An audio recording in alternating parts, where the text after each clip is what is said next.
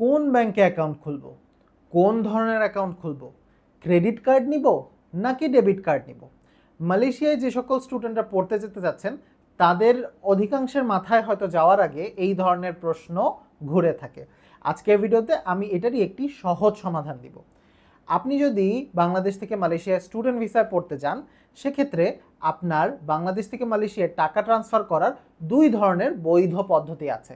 পদ্ধতি এক, আপনি বাংলাদেশের যে কোনো একটি ব্যাংকে স্টুডেন্ট ফাইল ওপেন করবেন এবং সেই স্টুডেন্ট ফাইলের মাধ্যমে আপনি আপনার বাংলাদেশি ব্যাংক অ্যাকাউন্ট থেকে মালয়েশিয়ান অ্যাকাউন্টে টাকা ট্রান্সফার করবেন। এবং পদ্ধতি দুই, বাংলাদেশের যে কোনো একটা ব্যাংক থেকে আপনি যে কোনো ধরনের একটা কার্ড নেবেন, সেটা হতে পারে credit card, supplementary credit card, debit card অথবা প্রিপেইড কার্ড।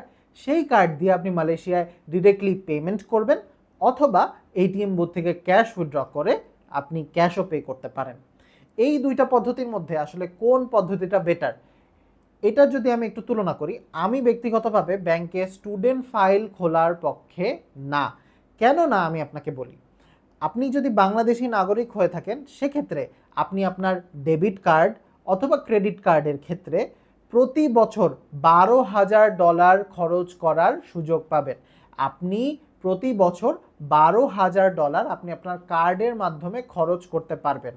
এবং আমাদের মধ্যে থেকে মালয়েশিয়ায় যে সকল স্টুডেন্টরা যায়, এদের অধিকাংশ ছাত্রেরই প্রতি বছরের টিউশন ফি প্লাস থাকা খাওয়া, প্রতি বছরেরই টিউশন ফি প্লাস থাকা খাওয়া মিলেও $12,000 লাগে না। যেহেতু একটা ছাত্রের প্রতি বছর থাকা খাওয়া প্লাস টিউশন ফি মিলেও $12,000 লাগে না, সেহেতু আমি মনে করি স্টুডেন্টদের স্টুডেন্ট ফাইল অ্যাকাউন্ট খোলার কোনো প্রয়োজনীয়তা নাই। সেই প্রয়োজনীয়তা বরঞ্চ একটা স্টুডেন্ট নিজস্ব ডেবিট কার্ড অথবা ক্রেডিট কার্ড দিয়ে পেমেন্ট করেই পোষাতে পারে। এবার আসি, যেহেতু আমি কার্ড নিব, সেহেতু কোন কার্ডটা নিলে আমার জন্য বেস্ট হয়। আসলে তিন ধরনের কার্ড ব্যাংক ইস্যু করে থাকে। একটা হচ্ছে ক্রেডিট কার্ড অথবা সাপ্লিমেন্টারি ক্রেডিট কার্ড এবং ডেবিট কার্ড, আর হচ্ছে প্রিপেইড কার্ড।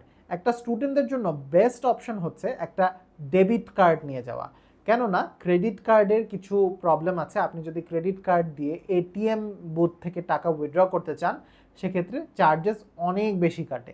এবং ক্রেডিট কার্ড ইউজ না করে আপনি যদি প্রিপেইড কার্ড ইউজ করেন, প্রিপেইড কার্ডের মধ্যেও দেখা যায় আপনি আপনার অনলাইন ব্যাংকিংয়ের যে সুবিধা, সেই সকল সুবিধাগুলো পুরোপুরি উপভোগ করতে পারছেন না।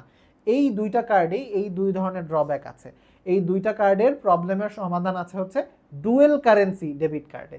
ডুয়েল কারেন্সি ডেবিট কার্ড সরাসরি আপনার অ্যাকাউন্টের সাথে লিঙ্কড থাকে। এই টাকা দিয়ে, এই কার্ড দিয়ে যদি আপনি এটিএম বুথ থেকে টাকা তুলতে চান, সেক্ষেত্রেও ক্রেডিট কার্ডের চেয়ে কম রেটে আপনি টাকা তুলতে পারবেন। এটা ছাড়াও কার্ডের যত ধরনের সুবিধা আছে, সেই সকল সুবিধা আপনি উপভোগ করতে পারবেন। তবে খেয়াল রাখবেন, যেই কার্ডটা নিচ্ছেন সেটা চেষ্টা করবেন সেটা যাতে ভিসা কার্ড হয়। মাস্টার কার্ডও আপনি নিতে পারেন, তবে মাস্টার কার্ডের চেয়ে ভিসা কার্ডের অ্যাকসেপ্টেবিলিটি বেটার। ধন্যবাদ সবাইকে।